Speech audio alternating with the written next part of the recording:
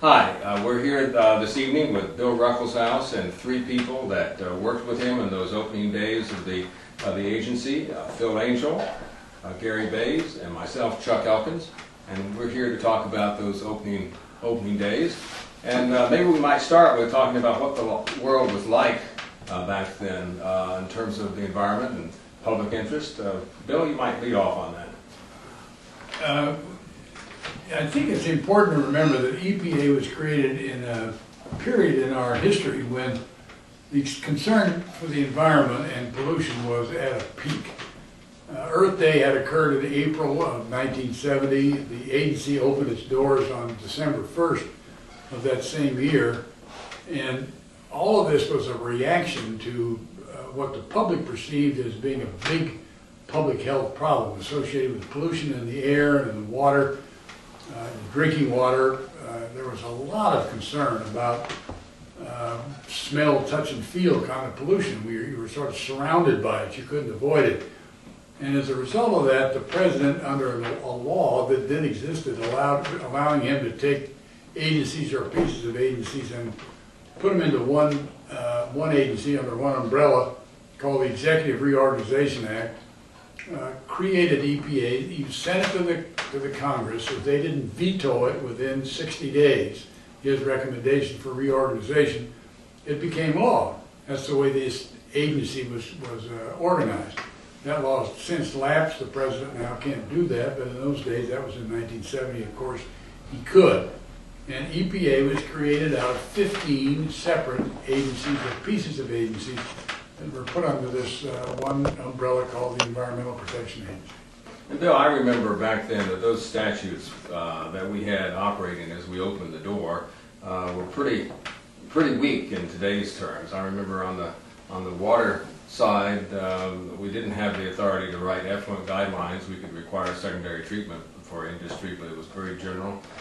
We didn't have jurisdiction over navigable waters. We just had jurisdiction over interstate.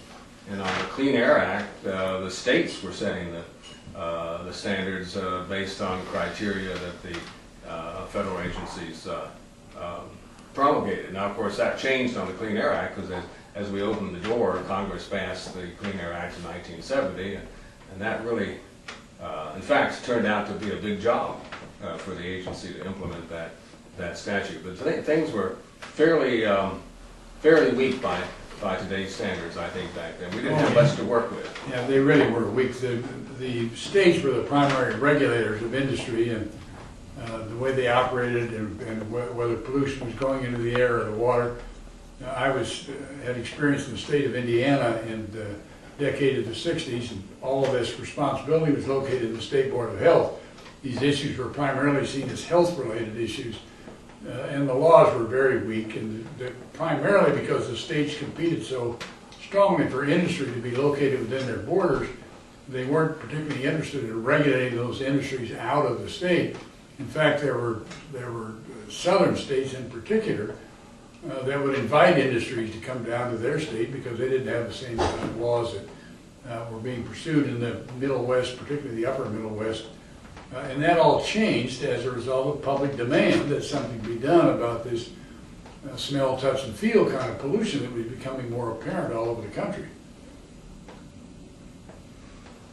Phil, do you remember anything about those opening days? What brings back to your mind about some of the... You mean Phil? Are you talking to Phil? Phil, yes. One of the things that you couldn't get away from was the sense of excitement at the agency. I mean, you couldn't walk through the doors both on 20th Street, but more precisely on 16th Street, or on K Street, 1626 K Street, which was the headquarters of EPA until they moved over to Waterside Mall. Was just that enormous sense of purpose and excitement that, in fact, there was this agency. It was going to do something about a problem that clearly was on the minds of a lot of people in this country. The flood of resumes that came into the agency, the people who wanted to volunteer to work for the agency. It was a very heady time. We had literally tens of thousands of applications for jobs that came into our personnel office in those first few months, excuse me, of EPA's existence. That was a manifestation of what Phil's talking about, the great excitement that existed around the country about a new agency dealing with a big problem that people perceived, and they wanted to be part of the solution. Gary, you were chief of staff back then. What were some of the concerns you thought about how to position this agency in those opening days? Well, I wished I would have been as thoughtful and had the wisdom to think about what the position of the agency was. Frankly, when we started on day one, it was on, I think, 23rd Street in the Chamber of Commerce, or the Chamber of Commerce offices, so the Washington Business Council offices, and we had about 3 offices. And what I remember was, frankly, the chaos that surrounded the beginning days. We were there on 23rd Street for, I think, a month and a half, or a few months at least, before we moved over to 16th Street. And as Bill said, there was a palpable sense of excitement that we were about to do something big. And we had to do things big because the newspapers and news magazines were filled with stories about Lake Erie dying. And I know Bill from time to time talks about rivers were catching on fire. I think it was a year or 2 before that, the Cuyahoga had indeed caught on fire. I believe the Houston Chip Channel had the same issue. So we knew we were there to really deal with some substantial problems, and we were going to meet with immediate pushback. It was interesting, I recall, the first company to come and see Bill was a friend, an acquaintance of mine, and the issue still exists to some extent to this day, and that is international paper was being pushed by both New York and Vermont with regard to a discharge that they have, or they had and still have, on one of the lakes up in New York or Vermont. Lake Champlain. Lake Champlain. And that issue itself, which had been going on, and then not long after that, people started coming in because people were complaining about the iron industry dumping these millions of tons of something I had never heard of, taconite. Taconite. Into it.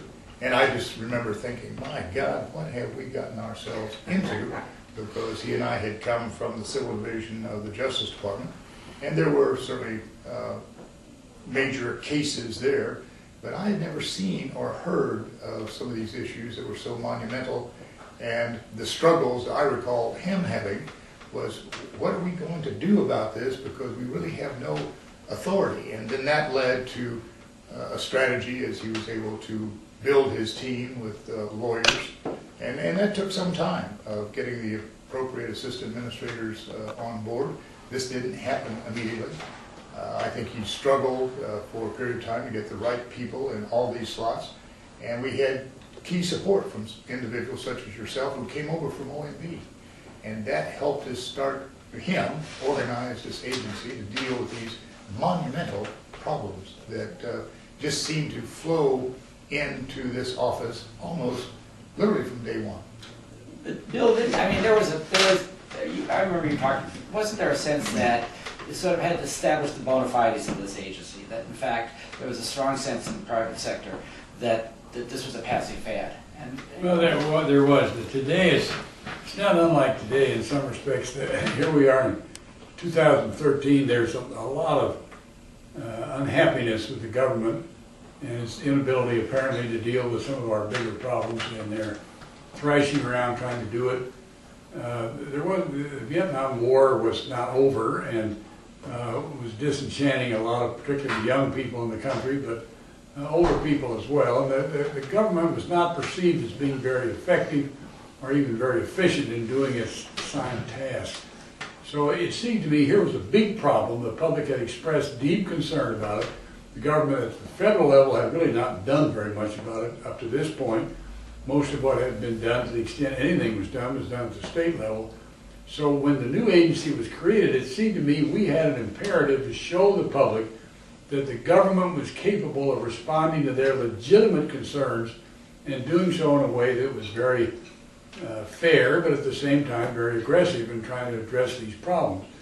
So we had to fortunately, we were faced with a lot of very big, and in some cases, very arrogant polluters, who were not only discharging bad stuff into the water and air, but were willing to confront the government about whether they ought to do anything about it. So it was almost an ideal situation from the standpoint of trying to start the agency off fast, show the country that we were serious about this problem, we were trying to respond to their interest, and to do so very aggressively. It's gotten to be a lot more complicated since, but at the time, it was a relatively straightforward problem with a handy villain out there who was confronting the government about discharging its responsibilities. And we needed to convince the public that we were doing, if they said this was a problem and we didn't do anything about it, that was our problem. We became the problem. But if we were willing to do something about it, then the government was acting the way it was supposed to. Well, I remember you going down to Atlanta, wasn't it? 2 weeks after the agency was formed. Yeah, tell us about that. Some of the mayors lost their sense of humor during that period of time. There were, under the Clean Water Act, as it then existed, there was a matching program for the construction of sewage treatment plants. But the amount of money in the program covered just a very small percentage of the cities in the country. I think when we started, it was about a $75 to $100 million program. It ended up $7 billion by the time I left EPA, a little over 3 years later. But at this time, there was very little money, and so but the governments at the city level were waiting until the federal government put in their 90%, as it ended up, 75% from the federal government, 15% from the state, before they would do anything. There was nothing in the law letting them off the hook before the federal government put its share of the matching grant in. So at a meeting of the mayors in Atlanta, we issued an order against Cleveland, Detroit, and Atlanta that they clean up the pollution resulting from inadequately treated sewage coming out of their sewage treatment plants. And I announced it at a meeting of the mayors. There had been a friend of mine who was then the chairman of the mayor's named now Senator Lugar. Then I guess I can say now he's not still senator. He was then mayor of Indianapolis. He was a little agitated about the way I had chosen to make this announcement. But it had the desired effect in that it brought home to the country that we had a lot of pollution problems. It wasn't just industry, it was also cities, it was also sources of pollution that weren't necessarily what the public had in its mind with big smokestacks with smoke pouring out of it. And it was, I guess in retrospect, I'd have to say it was a little more aggressive than we needed to be. But by the same token, it sent a clear message that, again, that the government was serious about this. We weren't going to allow this situation to continue with pollution blackening the skies and poisoning the waters. We were going to do something about it.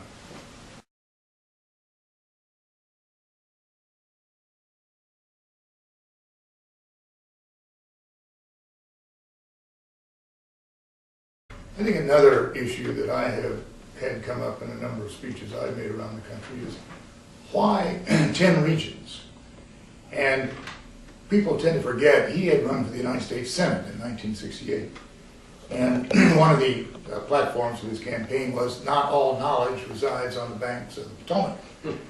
And I remember, in fact, there was an article in Harper's Magazine about the Roman proconsul system, which I think he read, or at least he referred it to me to read and others. And I've always traced that system that he said, let's have people closest to the problem try to deal with the problems. And my recollection is that folks were always complaining about they had to go to this city, to that city, other cities to get decisions made by an agency. And that he decided, and I don't know how he came to this conclusion, but to set up these 10 regional offices was, I think, at that time, a fairly daring idea. Well, it was really an initiative of the president's. I mean, I'm happy to take credit for it. It was really President Nixon had the idea stimulated by something Ehrlichman had recommended, that they consolidate the federal governmental regional offices into 10 separate offices. They were separate when we inherited the Clean Air Act or the Clean Air enforcement effort from HEW, water from the Interior Department. They had separate regions for water, for air, for solid waste, for drinking water. So putting them all together under one roof made a lot of sense. And the pro-council idea, the Roman council idea, was really, I think, Ehrlichman's idea from the White House. I mean, that's the way he expressed it to the president. The president bought it. So we followed it. We were a new agency, and we were able to make this adjustment pretty easily because we didn't have all these entrenched foot draggers going on that the other agencies had to try to keep that from happening. And a lot of the regional administrators told me at the time they didn't like going into meetings with the other federal agencies because they had nowhere near the power and authority that we had granted them at the region. They could act and act quickly and act responsive to the local problems. I tell you, when I came back 10 years later, that had all changed. We had much the same kind of bureaucratic responses that the other agencies were complaining about when EPA made its first foray into these regional offices.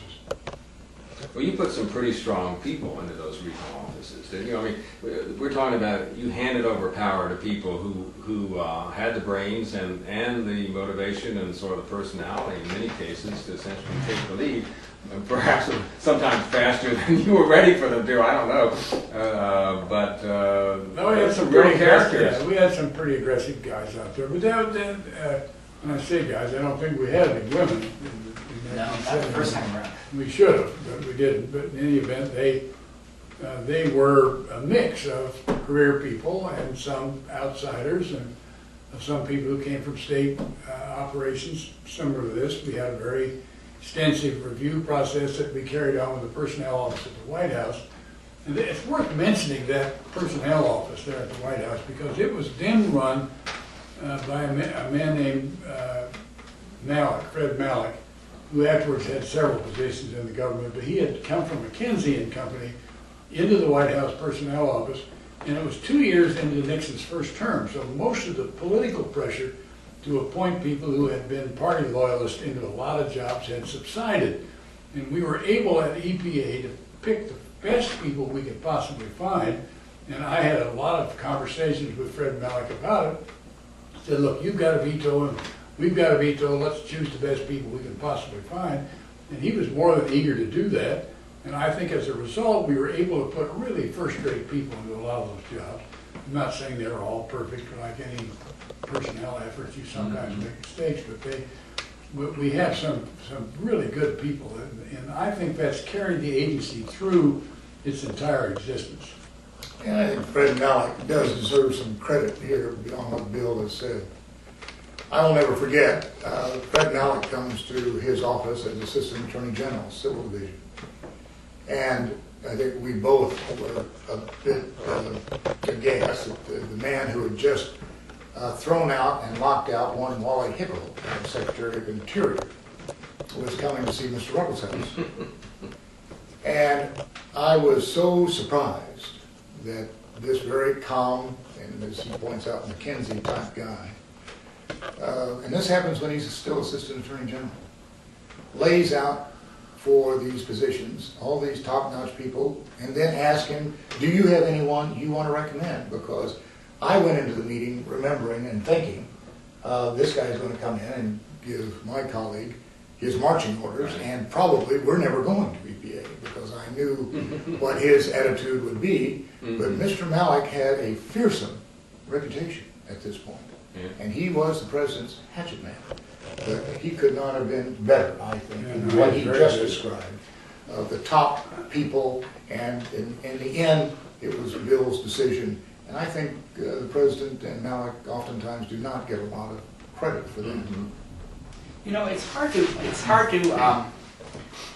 imagine, not having been there, but you know, this was an extraordinarily demanding time in January, February, March 1971, 1 month after the agency began.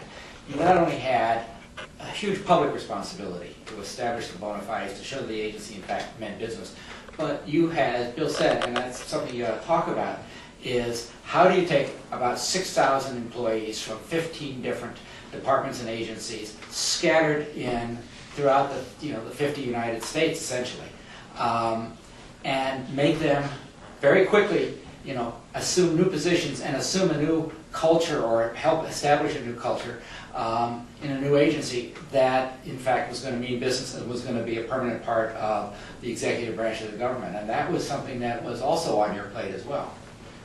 Well, it was necessary to do that. I had not had any experience in managing something of that size. I'd managed in the Indiana Attorney General's office some 85 lawyers and 300 and some in the civil division. I was managed, I use the term loosely. I had sat over that many lawyers. That was nothing like the assignment of taking 6,000 people into a new structure and making sense out of it. And so fortunately, I had some really good help from people like yourself, Chuck, and Howard Messner and others who understood that management structure in the government very well and very thoroughly. And so I was able to rely on their advice in terms of how to think about structuring an agency like that and keeping it going. And there was a tension between letting it go too long so that people began to wonder what was really happening here, were we ever going to get ourselves organized, and moving too fast before you had thought through what is the best structure for these people to operate under so as to maximize their potential. And there came a point where we simply had to move, and we made the best judgment we could at the time. Helped, I must say, with a lot of very good career people in the government, helping think through exactly how to do that. Phil's other point about trying to establish a culture in the agency, it wasn't the only thing we did by any means, but one thing we did that really did work was we had a movie, or not a movie, but a interactive film process that was, we contracted with AT&T to do it. We took all the people in the agency and brought them to theaters, in many cases, around the country to listen to, unfortunately they had listened to me for a while, but they also listened to a lot of the assistant administrators and others as to what the agency was all about. And people were able to ask questions, and there was an interaction. This was brand new in those days. Nobody ever sort of tried this. And it built an esprit de corps around the agency in a sense of being all part of what we were doing in a way that was very effective. In fact, I was so convinced it was a great idea, I never wanted to repeat it. Other people would come in and say, why don't we do the thing we did 4 months ago and bring everybody together, get in the theaters, you can tell them what to do and everybody else can say what should be done.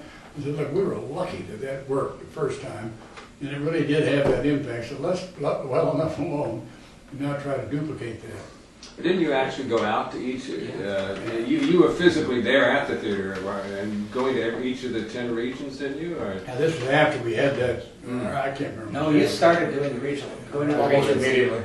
Yeah, I mean, it was really important for them to see that this was one agency, to go out and talk to them, and it was just, to me, fascinating.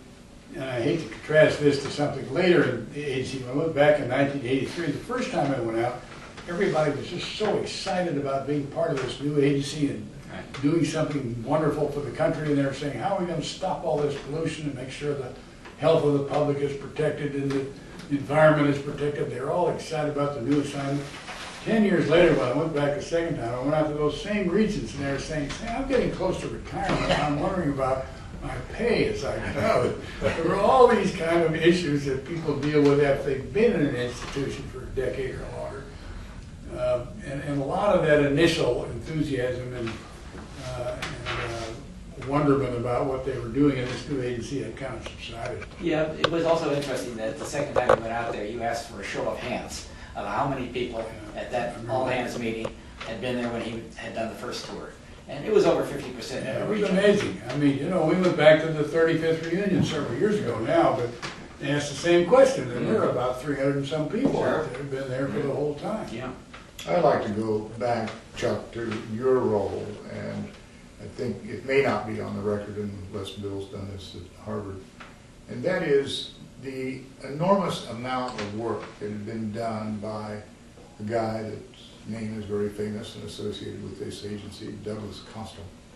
And my recollection is Bill and I went over, or were summoned over to OMB late summer, early fall, and you say you were there. I frankly apologize. I don't recall you being there, but I take your word for it. But I do know there were a number of young people, and they were working for something, I think maybe the Ash Commission or something like that, Ash Council. But I think we cannot give enough credit to those folks who've been at NASA. And I think Howard Mesner and Seymour Greenstone that we just talked about, and several others, had been at NASA, and NASA was slowly shutting down at this point. But the amount of thought that had been given to organizing this agency, advising him, it was his decision, but I remember I had somewhat the unfortunate role of telling a number of people they were not going to have a role in this new administration. And Howard Mesner and others at OMB, certainly for a young person such as me, laid the groundwork as his chief of staff of him not having to do it. But that team, and I don't know who all was on that team, deserves an enormous amount of credit, it seems to me, in setting up the decision points for him to decide to get the agency off to a much faster start than it would have otherwise. Well, Doug Costall, who later, as you know, as we all know, became an administrator. He was, of course, in his younger days then, and he was the staff person who was running the Ash Council portion that worked on the EPA. And he also came from the Connecticut Environmental Department. Right, so he knew. I thought that was afterwards. No, I think he had some background. I don't remember the details of it, but he recruited me over as his deputy, and we had Howard Mesner and Seymour Greenstone, as you say, and we basically went through all the aspects of who's coming, who's not coming, what programs are coming, and which ones are not coming. Decide occupational health and safety would not come. I mean, who would think it today? But that was a serious conversation. Whether the agency should have laboratories or not. But the ones I remember are Doug sitting around with all of us and saying, now we need to decide what the organization chart looks like for this agency.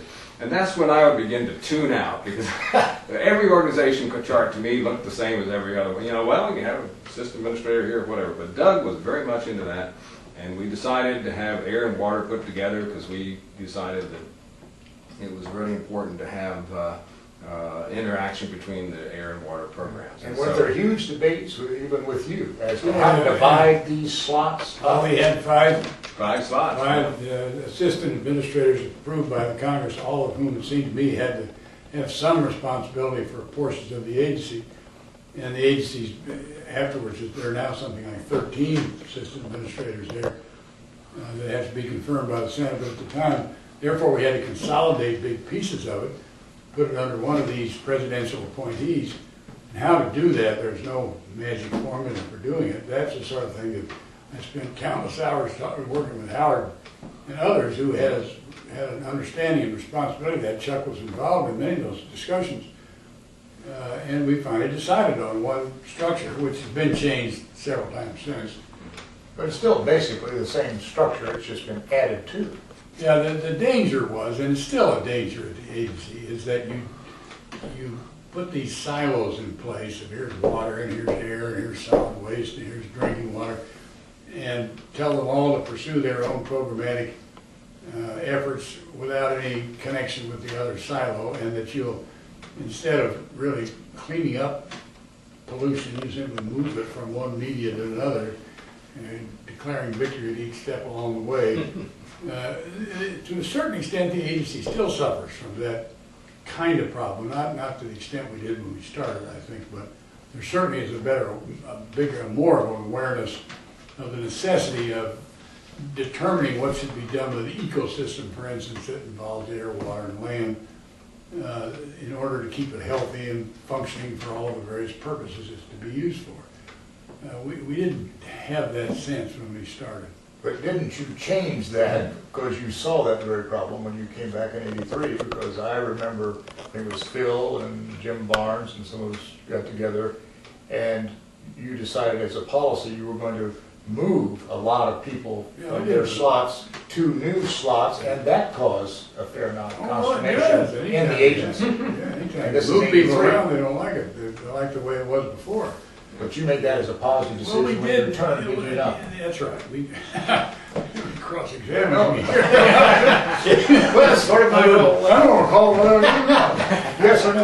Yes, it was important to try to take some of the learnings that had accumulated in the agency up to that point that I learned earlier and apply them to the agency. But, you know, there were 13 presidential appointees when I came back.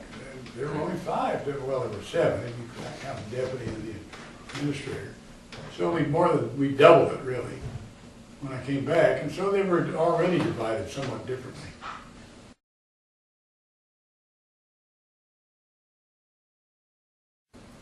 I remember one my thoughts early on was that we had a lot of work to start with the Clean Air Act just being passed, had to implement that, but then we ended up with this court decision on DDT that was actually the Agriculture Department had been sued, but you ended up inheriting, or the agency inherited, the decision, which basically was no, the federal government needs to react to the petition to ban DDT. This is my memory of it, at least.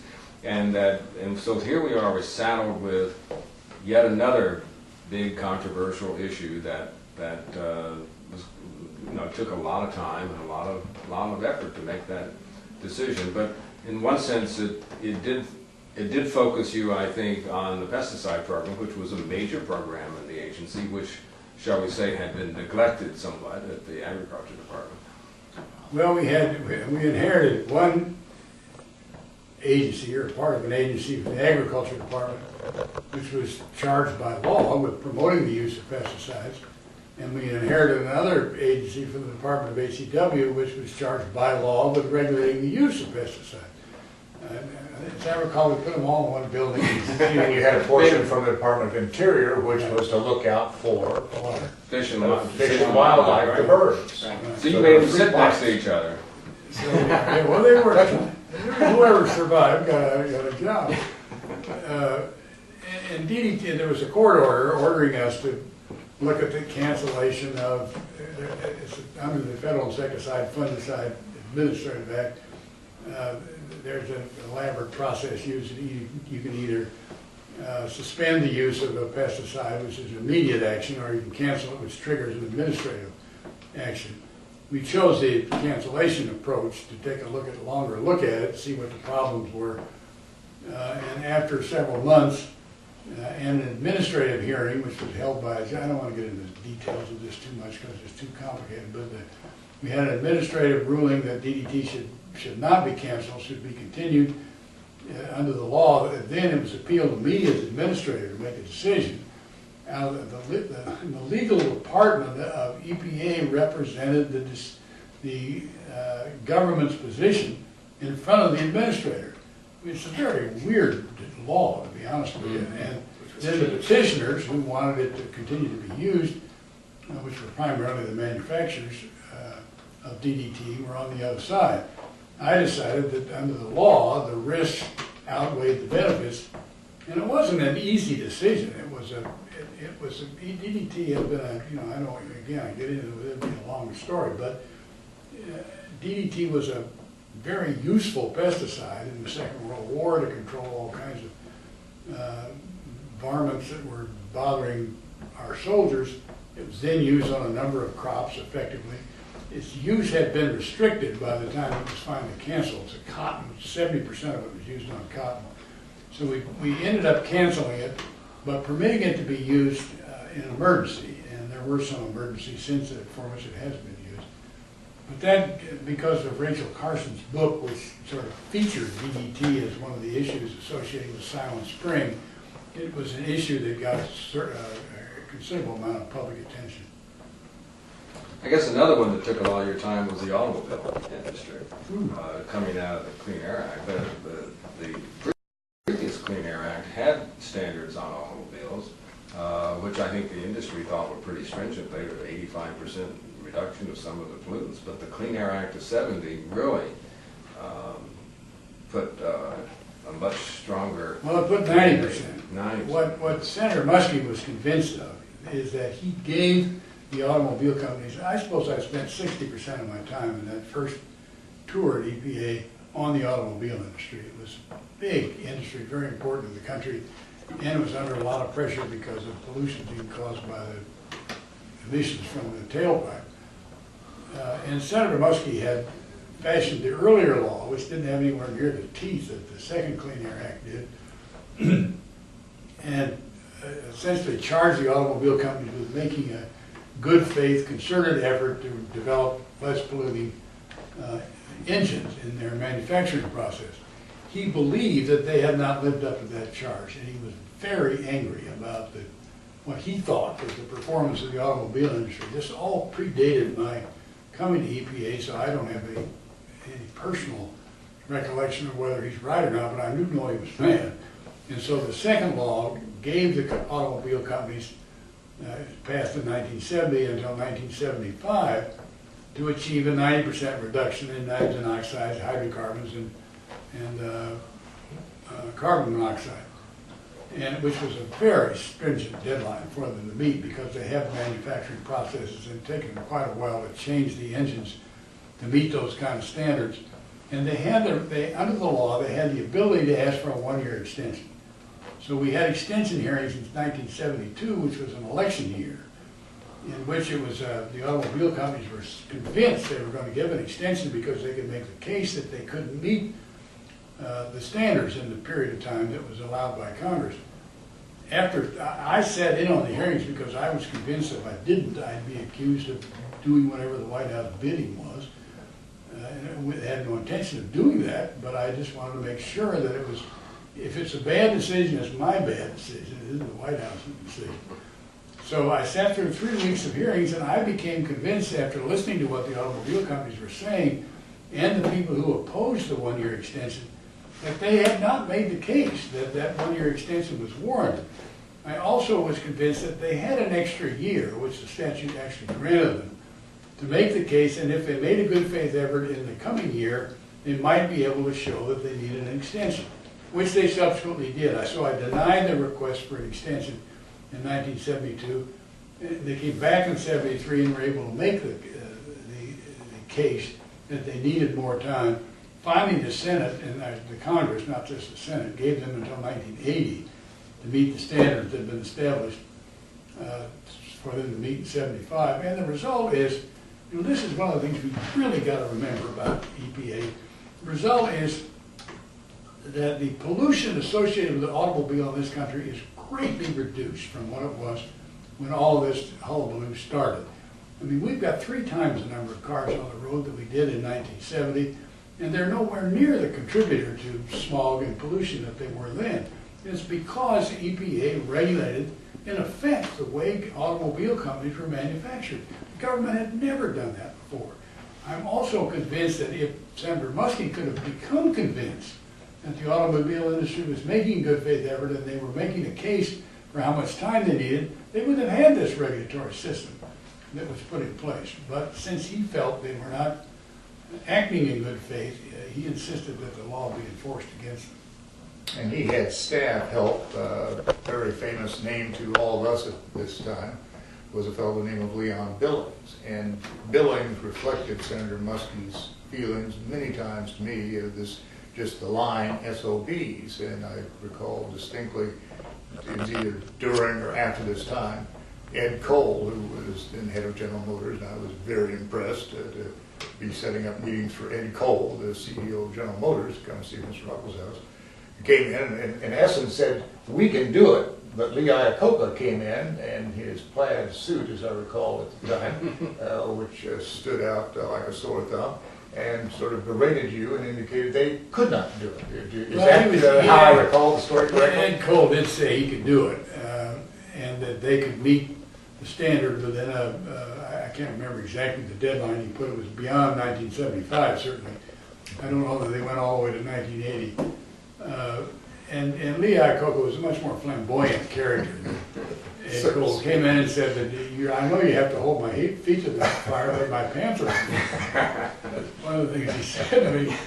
And he just pled for more time. He was no longer claiming that, that I didn't have any authority to grant him any more time. Anyway, they had to go back to the Congress, which they did, and that's how they got it extended in 1980. But their approach was really quite different. And the other industry that was under severe attack, that came to me on a number of occasions, that he had to deal with during this time was the steel industry. The steel industry was notorious for all its, now we call it particulate matter, then it was total suspended particulate, TSP.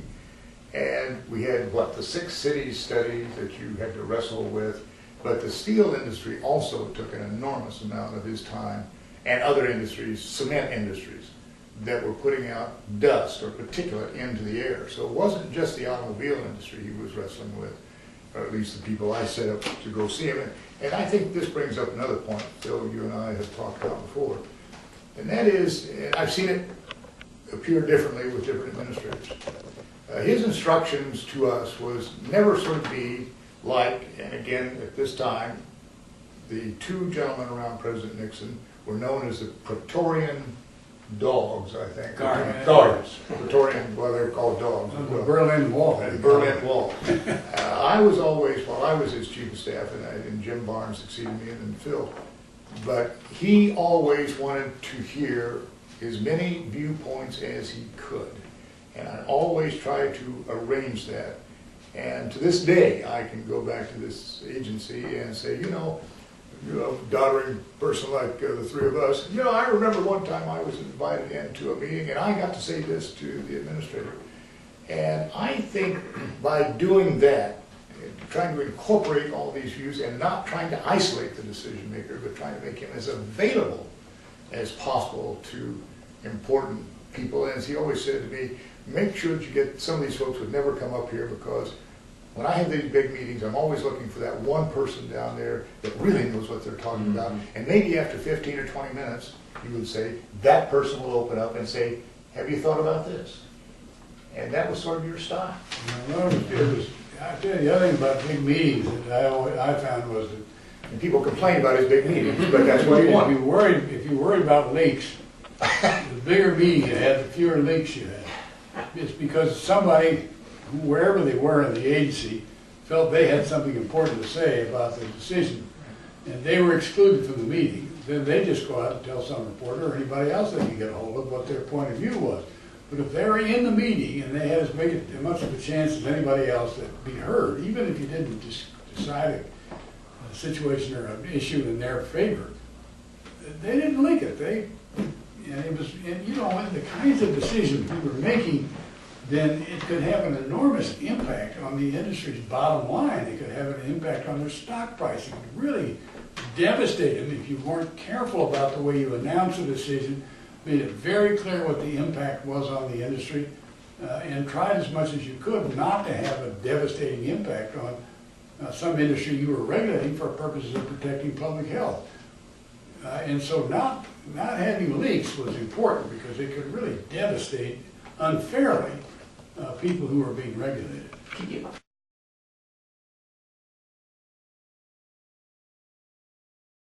You know, I'm going to come back again. I mean, this was an extraordinary time. I mean, there was just sort of, and one of the, I think, an interesting question is how you allocated your time and the resources that your time represented when the enormous amount of demands that were placed on you, not only to be a public figure, that was very important, and it was important for quite a while, not only to be a manager or a manager decision maker, because putting this agency together wasn't a very easy task, and the kinds of regulatory decisions that you had to make, the DDT decision, the automobile decision, you had to go to, you began to get involved in international activity. You had to go to Stockholm, you went to Mexico, you went to the UK.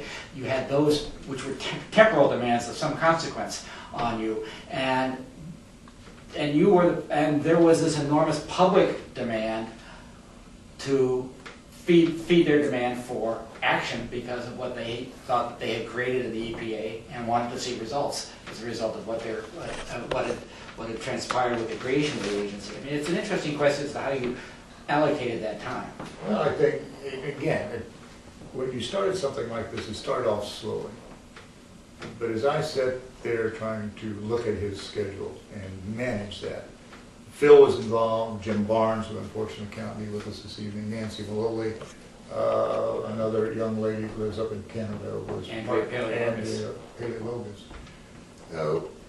We would try to figure out, as Phil just said, he needs so much time to do this.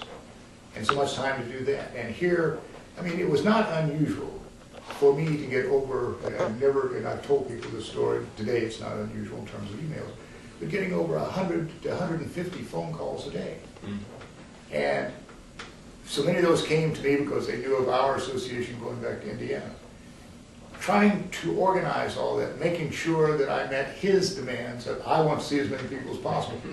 Well, you couldn't see as many people as possible, and then these demands Phil was talking about, going off and traveling, going off and making speeches.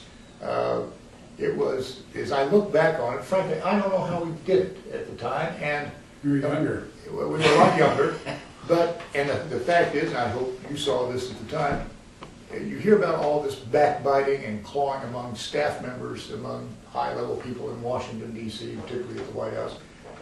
Either we were young, obviously we were, naive, which obviously we were, but we never had any of that I am aware of the entire time he was there, and I think as the leader, he set that tone, but we got through it, and sometimes I look back and see these demands and wonder, how did we allocate enough time so that he could think through these major decisions and consult with the appropriate people and reach a decision?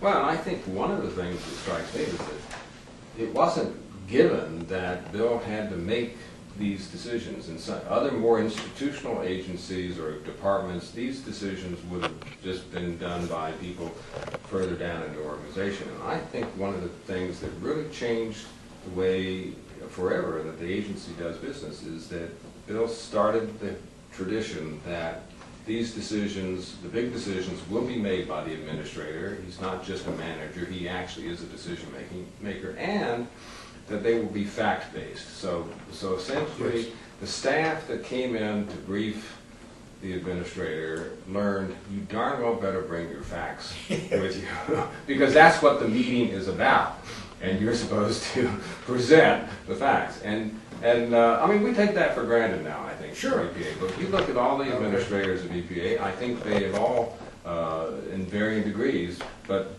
been the decision maker. And I think in other agencies, I mean, you don't hear about the secretary of whatever making these big decisions the way we made them in EPA, and I think that's made the agency a lot stronger. Well, part of it, of course, is included in statutes of Clean Air Act, requires the... They can be delegated, but, yeah. So, no, you're right. But it is, you know, you can set up processes for the decision to be made, but the administrator, like anybody at the top of an institution, even the President of the United States, all the easy ones get made before they get to you. Right. And I thought, particularly at the beginning, that you can't enmesh yourself in all the details of every one of these issues. You just don't have time to do it. So you better pick some, and we mentioned a couple here, the automobile decisions, the DDT decision. You better pick 2 or 3 or 4 out and really try to understand what that problem's all about. Go right down to the bottom of it, so that when you do make the decision, you can anticipate what's going to be visible, which decisions are going to be visible. And you better have the best facts you can possibly get and go all the way to the bottom of this factual and scientific basis, so that you feel comfortable in the decision you've made. You recognize that because it's a hard decision, other people could make it differently. They could decide differently than you are. You're not all-knowing when it comes to one of these things. But if you yourself are comfortable that on balance you're making the right decision, that gets communicated to the public, gets communicated to others, who then begin to trust that the agency's at least trying to do the right thing. And that's the kind of problem that today we don't have that sense, particularly with the Congress, but with the, in the case of regulatory agencies or even the executive office, that people are trying to do the right thing. I don't think you fail because you don't do the right thing. I think you fail because you don't try to do the right thing. And if people think what I found with the kind of decisions that EPA has, if somebody says, well, how did you make it this way? And you tell them all the factors that had to be weighed in making the decision, their reaction usually is, thank God I didn't have to make that decision. And it's important to keep, again, another thing to keep in mind, this was an agency under an enormous amount of public scrutiny, and it had a big press corps. All the major papers had environmental reporters. Walter Cronkite had 1 or 2 environmental segments every week on the most watched news program in the country. There wasn't anything you didn't do at that agency, any decision, any trip, any speech that he made, any major kind of ruling that wasn't subject to an enormous amount of press coverage, which was feeding that public demand to see what this agency was doing.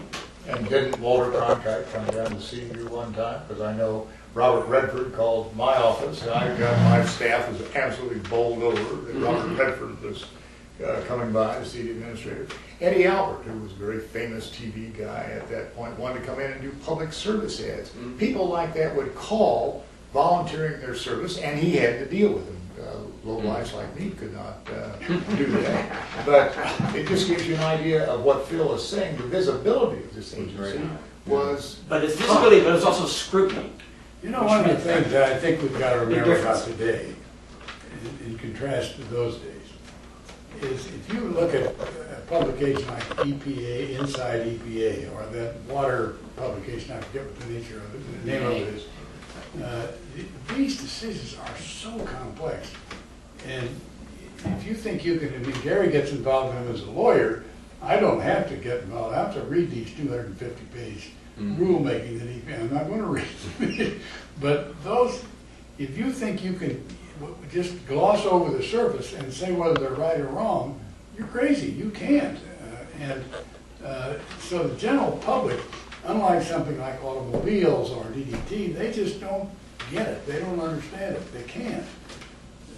And it makes the job harder, I think, than it was when we started.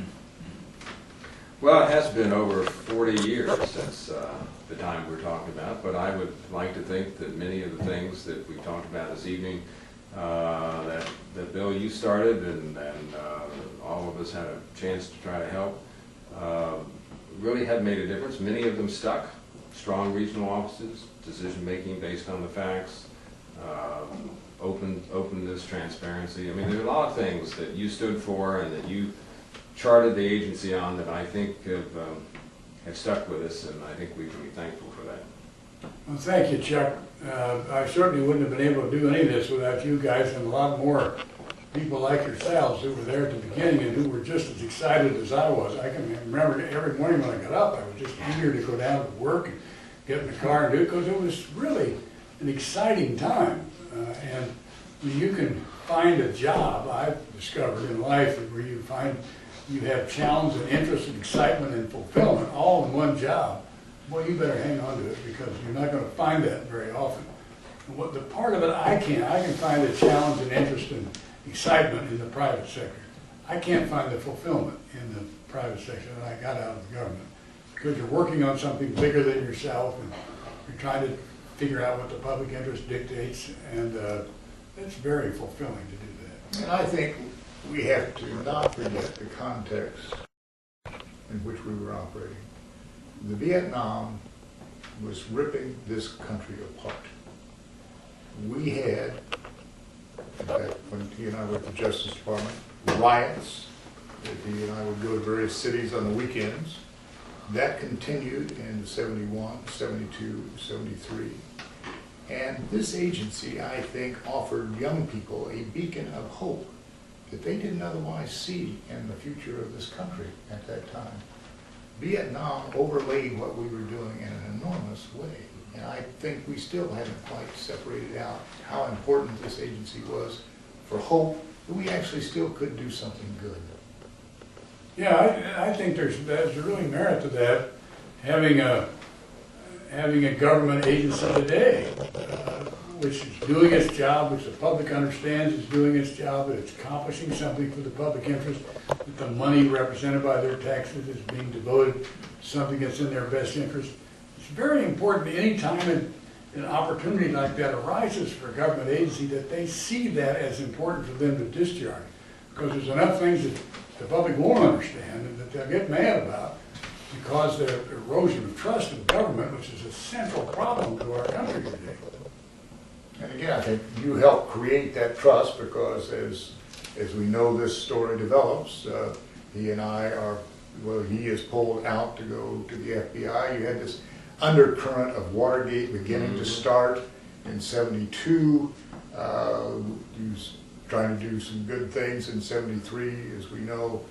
sort of ends his first career. But again, you had all this distrust, and yet EPA stood out, I think, as some sort of beacon. Mm-hmm. Well, Bill, thank you very much for this evening, and Phil Angell and Gary Baise. Chuck, thank you for inviting us you, and Chuck. for hosting us for this discussion. It was really nice of you to do that. It's good to get together.